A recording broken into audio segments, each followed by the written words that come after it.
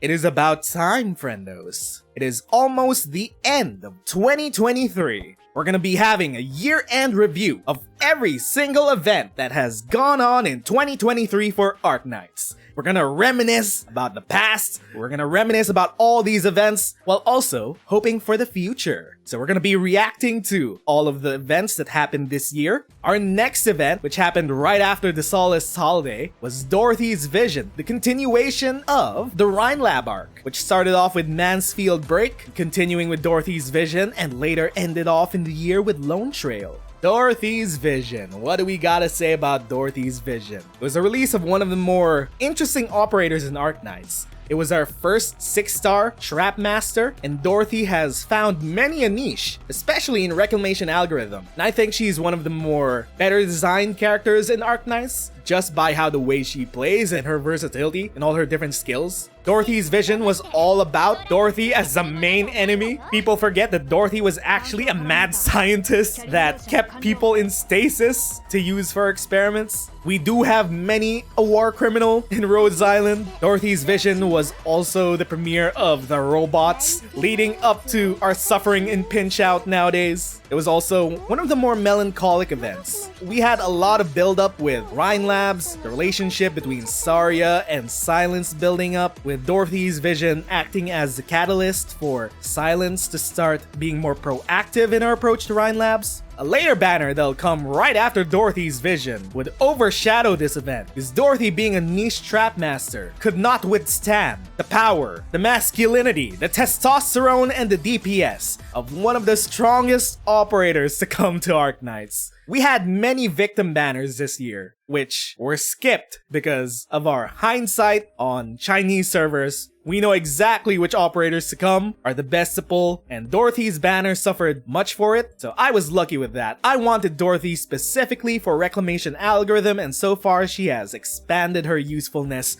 to so many other game modes. She's one of my favorite characters in the game. It's just that I don't find much of a use for her nowadays, but in more specialized game modes, she's definitely very nice to have. After Dorothy's event, we had one of the most important banners and premiere of a character in all of Arknights. This character would go on to shape much of the year's difficulty in game modes, in strategies. This character is so powerful and so meta-defining that I personally don't think that Hypergriff should ever make a character deal way more damage than he does currently now. This was the event that premiered our boy Milnar. All hail the uncle, our obscure wanderer. This was just a mini event. This wasn't a big ass event with grand CGs. It was a mini event where we had a continuation with our uncle Milnar. After he showed up in the Nearlight Saga, he was still searching for Margaret Nero's parents. He was still searching for them. We also had the release of one of the strongest base operators in the game, Proviso. I never really got her, unfortunately.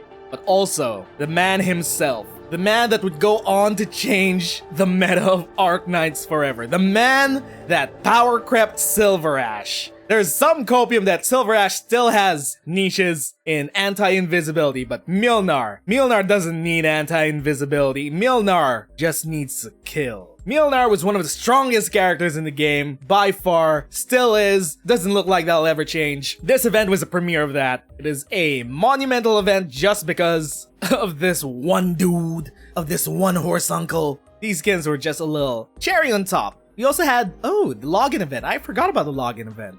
We had our modules come out for Hoshiguma and Friends, the module for Nyan that came out, which bumped her up to one of the best defenders in the game because of her large-ass defense. It was just a mini event, but it had so much impact in Arknights in hindsight. Our boy Milnar has come a long way in carrying all of our asses through CCs, through Reclamation Algorithm. The horse carried us starting then, and the horse carries us still to this day. After an obscure wander, we had yet another dead week, and then we had one of our next collabs in our collab with the Legend of Liu Xiaohei, the long time no see event. It was another mini event. I expected this event to be so much more livelier, to have more levity than it had. Honestly, looking back on it, this event had one of the saddest, most melancholic vibes of a lot of the events this year. You thought it would be silly just because it's based on a Chinese cartoon, but no. It was about pets, it was about familial love, The Lu Xiaohei event was low-key one of the best written events this year. It was concise, it knew what it needed to do, and it fleshed out Longman a bit more, which I enjoyed. It had a feature with Lee and his detective agency, and I always enjoy whenever they come up. Lu Xiaohei, not sure if we'll ever have a rerun of this event ever again, but judging by the Rainbow Six rerun and the Nine-Tailed Deer rerun, we should, in theory, possibly get a rerun in the future of Lu Xiaohei, in case you friendos have not gotten him. He is one of our cutest operators around. What else do we have to say about the Lu Xiaohei event? Not much. It was about pets. If you ever had a pet, the event would actually break you down. It was very sad. It was very melancholic.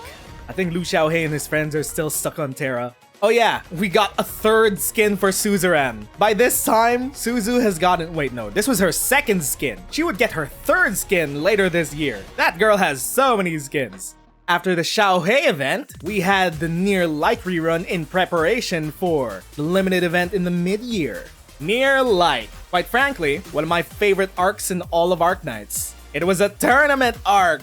Arknights had its tournament arc. It was just as good as all of the GOATs of tournament arcs. There was so much drama, so much intrigue going on behind the scenes, especially with Platinum and the Armorless Union. This arc was our introduction to Kazimierz and all of its capitalist dystopia. Justice Knight came back just for those that missed out on her previously. We had our Welfare Wild Main. Ferocerum hasn't really made an impact in the metagame. Flametail premiered in this event. One of the best defensive vanguards in the game. If you need defenses early on, she's your gal. Neural the Radiant Knight. This was the premiere of Neural. Was one of the very first alters in the game. I think she was the first alter in the game. She was my very first limited event operator. I got her very early on. Since then, she has been my wife. She has carried me to many a game mode. I have a lot of very fond memories of Near Light. It was my very first limited event. It was the first time that I really fell in love with Arknights storytelling. It was just so Kino. It was so Kino, the whole thing, the whole arc. It was a tournament arc full of Kino and cinema. We got so many skins from this event. We got Rose's skin, the Masterpiece one. We got Palace's Heritage skin. We got Lowlight's Silent Arrow skin, and then Myrtle's skin. If you don't remember, people celebrated the first skin for our little Duran girl.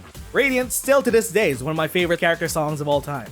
I wish we could just play many of the songs in Arknights on an in-game jukebox. Just in your main menu, not just from the ones that you could change with your background. I wish we could just go through the entire library. It's already in the game, all the music is already in the game, we just need a way to play them outside of their actual stages. So yeah, there was that.